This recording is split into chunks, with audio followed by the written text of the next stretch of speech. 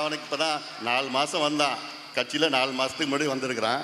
அவனுக்கு இளைஞர் சங்கன்னா என்ன அனுபவம் இருக்குது அவனுக்குலாம்? என்ன அனுபவம் இருக்குது அவனுக்கு?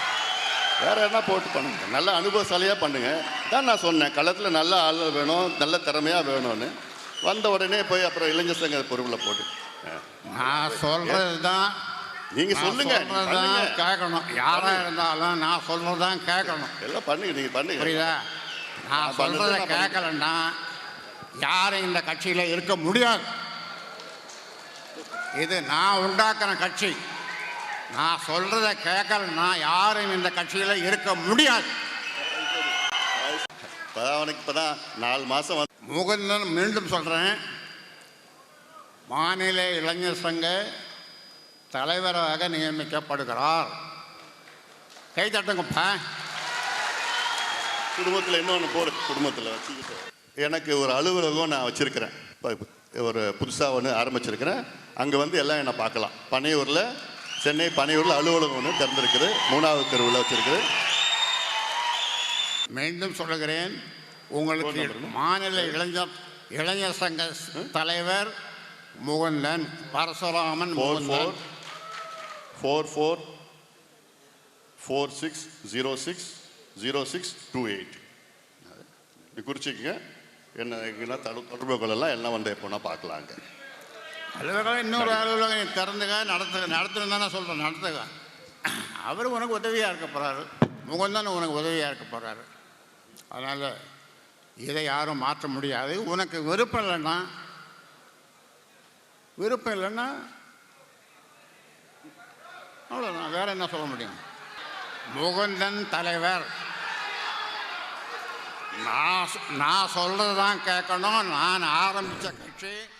நான் என்ன சொல்கிறேனோ அதுதான் செய்யணும் எல்லாரும். அப்படி விருப்பம் இல்லாதவர்கள் விலகிக் கொள்ளுங்கள். யாராக இருந்தாலும் விருப்பம் இல்லாதவர்கள், என் பேச்சை கேட்காதவர்கள் விலகிக் கொள்ளலாம்.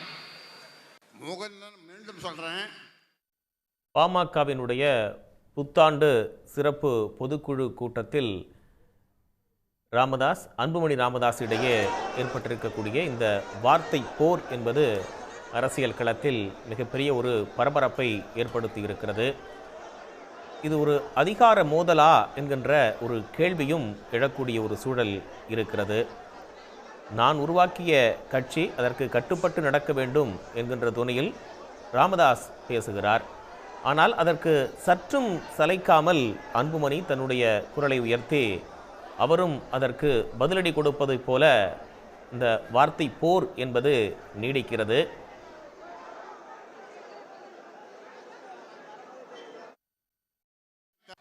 அவனுக்கு இப்போ தான் 4 மாதம் வந்தான்.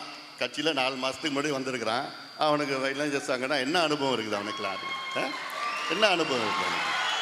வேறு என்ன போட்டு பண்ணுங்க, நல்ல அனுபவசாலியாக பண்ணுங்க தான் நான் சொன்னேன். களத்தில் நல்ல ஆள் வேணும், நல்ல திறமையாக வேணும்னு. வந்த உடனே போய் அப்புறம் இளைஞர் சங்க பொறுப்பில் போட்டு நான் சொல்கிறது தான் நீங்கள் சொல்லுங்க, கேட்கணும். யாராக இருந்தாலும் நான் சொல்கிறது தான் கேட்கணும். எல்லாம் பண்ணுங்க, நீங்கள் பண்ணுங்க. புரியுதா?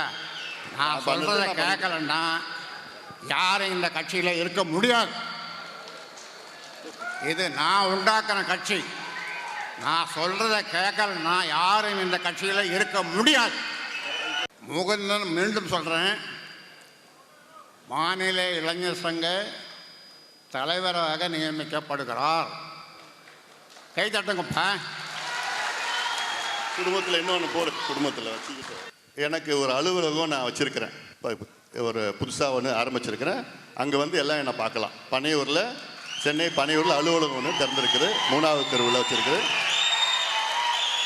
மீண்டும் சொல்லுகிறேன், உங்களுக்கு மாநில இளைஞர் சங்க தலைவர் முகுந்தன் பரசுராமன். 4446060628 குறிச்சிக்கங்க.